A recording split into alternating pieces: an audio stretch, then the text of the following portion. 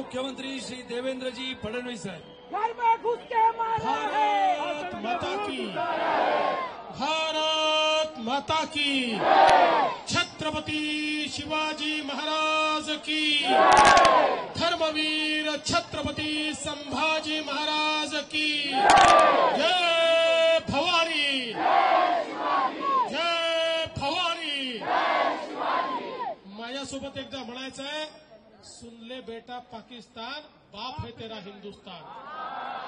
सुन ले बेटा पाकिस्तान, बाप है तेरा हिंदुस्तान। सुन ले बेटा पाकिस्तान, बाप है तेरा हिंदुस्तान। सुन ले बेटा पाकिस्तान, बाप है तेरा हिंदुस्तान। आज तिरंगा यात्रेच्या निमित्ताने सर्वप्रथम हिंदवी स्वराज्याचे सरसंस्थापक छत्रपती शिवरायांना मानाचा मुजरा करतो। भारतीय राज्यघटनेचे शिल्पकार भारतरत्न डॉक्टर बाबासाहेब आंबेडकर यांना मानवंदना अर्पित करतो। आणि ज्यांच्याबद्दल असं म्हटलं गेलं, देश धर्म पर मिटने वाला शेर शिवा का छावा था, महापराक्रमी परम प्रतापी एक ही शंभू राजा था, असे छत्रपती संभाजीराजे यांच्या जयंतीच्या निमित्ताने त्यांनाही नमन करतो। आणि आज तिरंगा यात्रेच्या निमित्ताने मंचावर उपस्थित असलेले आपल्या महाराष्ट्राचे उपमुख्यमंत्री माननीय एकनाथराव शिंदेजी, सुप्रसिद्ध कवी लेखक मनोज मुंतशिर शुक्लाजी, आशीष शेलारजी, रवींद्र चव्हाणजी, पंकजाताई मुंडे, मंगल प्रभात लोढा, प्रवीण दरेकरजी, संजय उपाध्यायजी, मिहिर कोटेचाजी, सुनील राणेजी, अतुल भातकळकरजी, पराग शहाजी, अमित साटमजी, चित्राताई वाघ, विद्याताई ठाकूर, गोपाल शेट्टीजी, पवन त्रिपाठीजी, विशेष रूपाने मंचावर उपस्थित असलेले कॅप्टन शंकर कदम, सुभेदार किसन कदम, श्री विजय जगताप, पोपटराव दाते, 90 वर्षाचे तरुण ज्यांनी 3 युद्धामध्ये भाग घेतला ते सदानंदजी चिखले, हवालदार शंकर कुंभार, संजय निकम, या ठिकाणी विशेष रूपाने उपस्थित असलेल्या आमच्या स्काउटच्या सर्व या ठिकाणी कॅडेट्स आणि उपस्थित सर्व माझ्या भगिनी आणि बंधूंनो, आज तिरंगा यात्रेच्या माध्यमातून आमच्या देशाच्या सैन्य दलाच्या प्रती आमचे धन्यवाद देण्याकरता, त्यांच्या प्रती आभार मानण्याकरता आम्ही सगळे लोक या ठिकाणी एकत्रित झालो। ऑपरेशन सिंदूरच्या माध्यमातून भारतीय सेनेने दाखवून दिलं, हमें कोई झुका नहीं सकता, हम न झुकेंगे, न रुकेंगे, न बिकेंगे, न थकेंगे। अशा प्रकारे भारतीय सेनेची ताकद काय आहे, ही ताकद आपल्याला ऑपरेशन सिंदूरच्या माध्यमातून पाहायला मिळाली।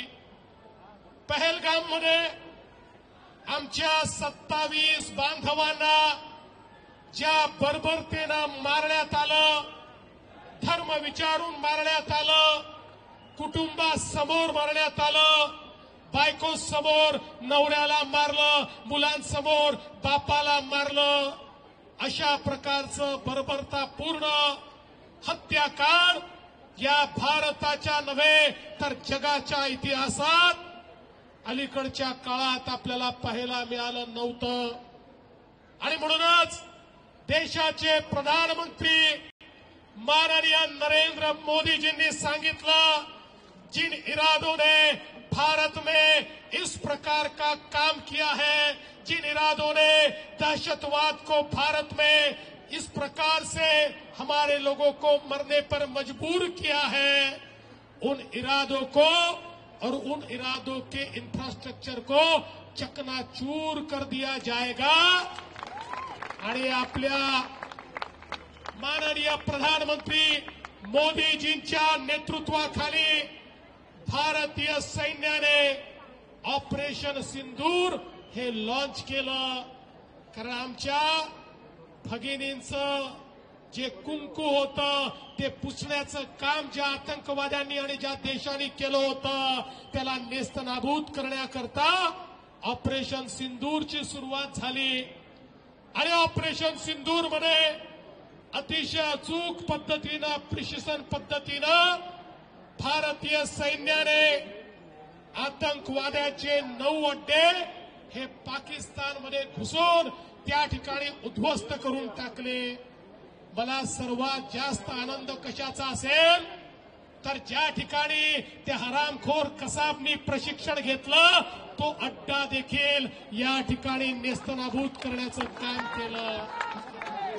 आणि एवढंच नाही तर आपल्या मुंबईचे अपराधी असलेले मसूद अझहर असेल, त्या ठिकाणी अबू जिंदाल असेल, त्यांनाही ठोकण्याचं काम या ठिकाणी आपल्या सैन्याने केलं. आणि हे 9 जे काही आम्ही हल्ले केले या 9 हल्ल्यांचं सगळ्यात मोठं महत्व काय आहे तर पाकिस्तानच्या आतमध्ये ज्या ठिकाणी पंजाब प्रांतामध्ये शेवटच्या टोकाला जिथे त्यांना वाटायचं इथे कधीच भारतीय सेना पोचू शकत नाही म्हणून सगळ्या आतंकवाद्यांना ज्या ठिकाणी परिवारासहित राहायला जागा दिली होती, पनाह दिली होती, त्यांचे अड्डे तयार केले होते, ज्या ठिकाणी या सगळ्या आतंकवाद्यांकरता सेफ हाऊस तयार केले होते, नेमकं तिथे जाऊन भारतीय सेनेने ठोकलं आणि ते सगळे अड्डे उद्ध्वस्त केले. आणि पाकिस्तानला हे दाखवून दिला अरे तुम कहीं पर भी छुपोगे हम घुसकर मारेंगे, हम तुमको छोडने वाले नहीं है. हे या ठिकाणी भारतीय सेनेने दाखवून दिलं. आणि त्याच्यानंतर पाकिस्तानने भारतावर हल्ला करण्याचा प्रयत्न केला. मला या गोष्टीचा अभिमान आहे एकही त्यांचा हल्ला यशस्वी होऊ शकला नाही. त्यांनी मोठ्या प्रमाणात मिसाईलचा वापर केला. त्यांचे सगळे मिसाईल हवेमध्येच भारतीय सेनेने उडवून दिले. त्यांनी ड्रोनचा वापर करायचा प्रयत्न केला. एकही त्यांचा ड्रोन हल्ला यशस्वी होऊ शकला नाही. त्यांनी F-16चा वापर करायचा प्रयत्न केला. त्यांचे F-16 पाडण्याचं काम हे आमच्या डिफेन्स सिस्टीमनी केलं. भारताने हे दाखवून दिलं आमची डिफेन्स सिस्टीम इतकी मजबूत आहे की त्याच्यामध्ये घुसण्याची ताकद पाकिस्तानची नाही. एकही हल्ला पाकिस्तान भारतावरचा यशस्वीपणे करू शकला नाही. पण ज्यावेळी त्यांनी हल्ला केला त्यावेळी त्याचा जबाब देण्याकरता भारताने जवाबी हल्ला त्यांच्या सैनिकी तळांवर केला. पाकिस्तान घाबरला. पाकिस्तानला भारताची कॅपेबिलिटी माहिती नव्हती. ब्रह्मोसची ताकद ही पाकिस्तानला माहिती नव्हती. ज्यावेळी त्यांचं एक सैनिकी तळ उद्ध्वस्त झालं त्यावेळी हाच पाकिस्तान जगाच्या पाठीशी सगळ्या देशांकडे गेला. आता युद्धबंदी करा, आता मध्यस्थी करा, आता युद्धबंदी करा, आता मध्यस्थी करा. भारताने सांगितलं पाकिस्तानला युद्धबंदी करायची असेल त्यांनी आमच्या पुढे गुडघे टेकावे. त्यांच्या सैनिकी अधिकाऱ्यांनी आम्हाला फोन करून त्या ठिकाणी विनंती करावी तर आम्ही युद्धबंदी करू. आणि पाकिस्तानच्या सेनेला आपल्याला फोन करून विनंती करावी लागली. त्यानंतर ही युद्धबंदी झाली. बंधू भगिनींनो, भारतीय सेनेची जी ताकद आहे ही ताकद पहिल्यांदाच आपल्याला पाहायला मिळाली, जगाला पाहायला मिळाली. भारतीय सेना आता अभेद्य आहे हे देखील आपल्याला पाहायला मिळालं. अशी आपली सेना आणि त्या सेनेच्या पाठीशी खंबीरपणे उभे असलेले भारताचे प्रधानमंत्री माननीय नरेंद्र मोदीजी, याच्यामुळे भारताची ताकद आपल्याला समजली. आणि म्हणूनच आज ही तिरंगा यात्रा आपल्या सैनिकांना मान देण्याकरता, आपल्या शहीदांना मानवंदना देण्याकरता आणि भारताची ताकद ही जगाला दाखवण्याकरता आपण या ठिकाणी काढलेली आहे. मला विश्वास आहे भारताचा तिरंगा असाच फडकत राहील, या तिरंग्याला असाच सन्मान मिळत राहील. आणि म्हणून सर्व सैनिकांचं मनापासून अभिनंदन करतो आणि माझं बोलणं संपवतो. जय हिंद, जय महाराष्ट्र. भारत माता की. सर्व सैनिकांनी पुढे यायचं. माजी सैनिक देवेंद्रजी, एकनाथजी, रवींद्र चव्हाणजी, मंगलजी, सैनिक बाजूला बाजूला या बाजूला या बाजूला सैनिकांना येऊ दे पुढे. देवेंद्रजी, एकनाथजी आणि स्वातंत्र्य सैनिक तिरंगा हातात घेऊन त्या ठिकाणी माजी सैनिकांच्या हातात चव्हाण साहेबांच्या हातात बोलो भारत माता की. भारत माता की. भारत माता की. सेना ने दम झोंका है.